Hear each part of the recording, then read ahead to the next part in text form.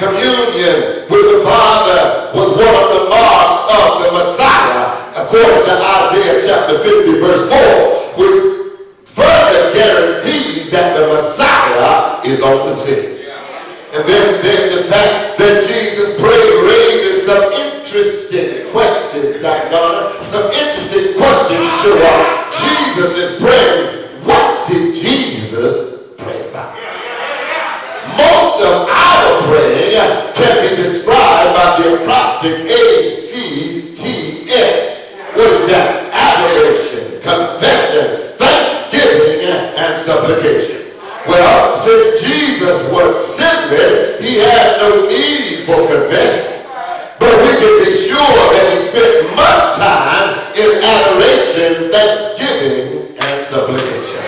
Jesus, the Bible says, went out to pray that morning after a day of powerful ministry. And as usual, I'm sure that he took time to thank the Father for his blessings, his presence, and his power. I'm sure that he prayed for the people that had been healed. He must have prayed that they would see beyond miracles and find their way to salvation. He must have prayed for his disciples that they would be men of God. He must have prayed for himself. He desired the Father's blessings and power. But surely Jesus went out that morning to seek the Father's will for direction in his ministry. There must have been many items on his prayer list that morning, but why did Jesus even need to pray? He was God in the flesh, after all.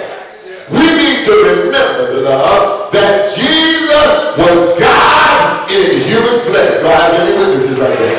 All right? But he did not come to this world to live as God. He came to live as a spirit-filled man. I wish somebody would hear me. Jesus prayed because he lived his life in total submission and dependence on God. Jesus prayed because he wanted a totally unhindered fellowship with the Father. Jesus wanted the Holy Ghost to be able to flow freely through his life with power and effectiveness.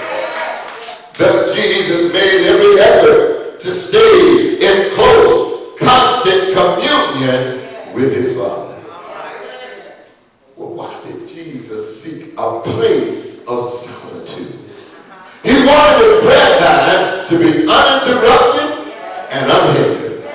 Jesus knew that his prayer time was precious and private. He wanted nothing to be able to come between him and the time that he spent with God. Our Lord's early morning prayer meeting has some valuable lessons to teach us today if we'll hear them. Come on, walk with me. If Jesus, who is God in human flesh, felt the need for prayer in his life, how much more do we need to make prayer a priority in our life? Prayer is essential for a holy, empowered, spiritual life. E. Stanley Jones says that prayer is a time of exposure to God. Sadly, most Christians in our day are underexposed. We don't spend enough time in the presence of God. In fact, I know of no one who is overexposed. I'm just saying there's no risk in spending too much time with God. If we want a life that can be used of God for his glory, then we must pray. If we want the power of God on our lives, then we must pray. If we want to live holy lives, we must pray. Prayer is the absolute, unnegotiable requirement for a life of power in the things of God. The Bible has much to say about prayer. We are commanded to pray. In Thessalonians 5, Luke 18, Romans 12, Ephesians 6, Colossians 4, we are given instruction as to how to pray. In Luke 11, Matthew 6, we are given great examples of prayer in Abraham, Moses, and Hannah.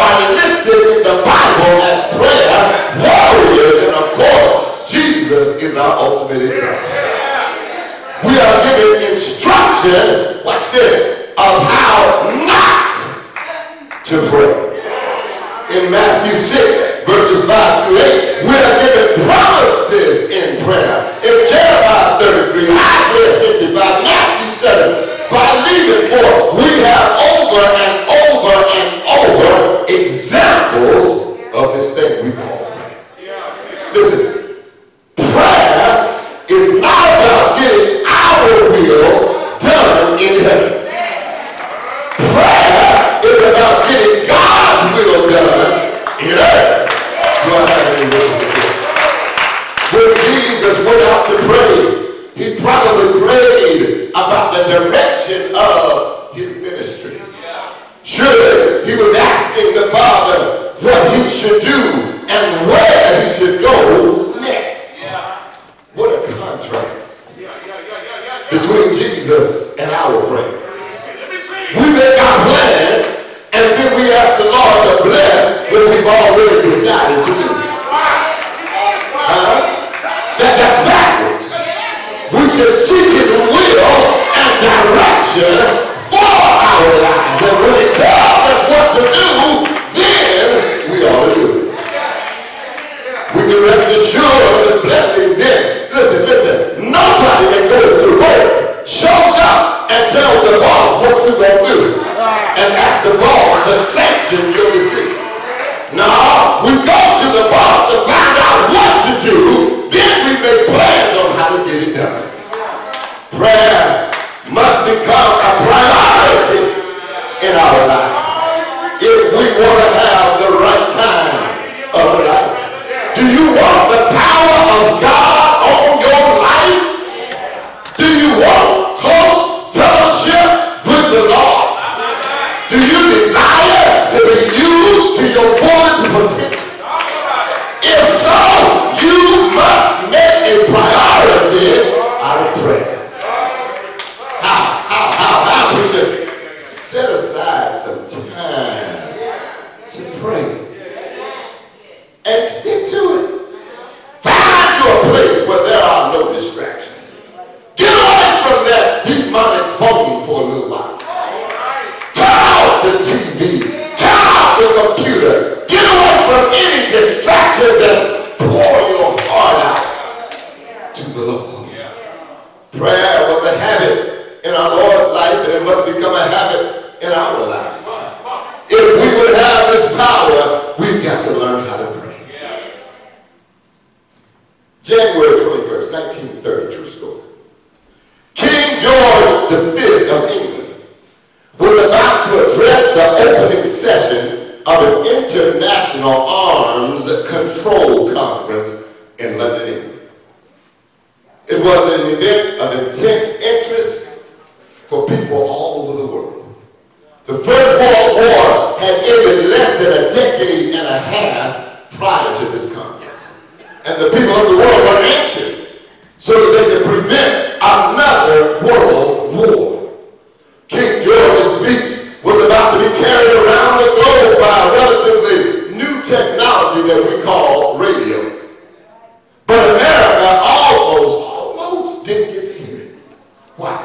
Because just minutes before the King of England stepped up to the microphone, a technician in the control room of the Columbia broadcasting system tripped over the cable and severed the connection. Are you walking with me? The CBS control chief, a man by the name of Harold Vivian, didn't even stop to think about what he was doing. He reached out, grabbed the ends of the severed cable with his hands, his bare hands, and restored the circuit with his body. Instantly, Vivian was jolted by several hundred volts of electricity. He managed to hang on as King George's message was broadcast across the northern America. Vivian survived to the surprise of his doctors, and the king's voice was heard.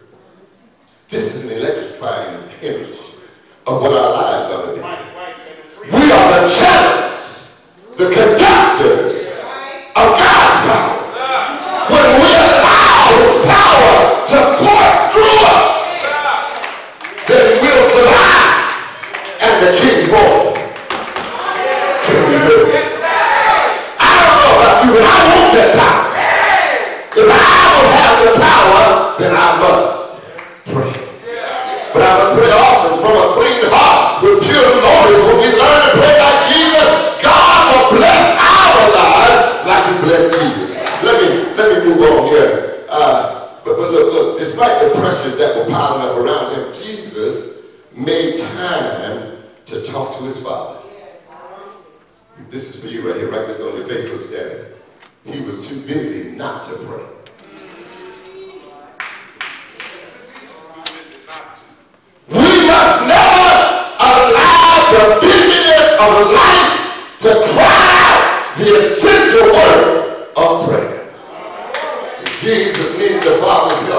then we need it that much more.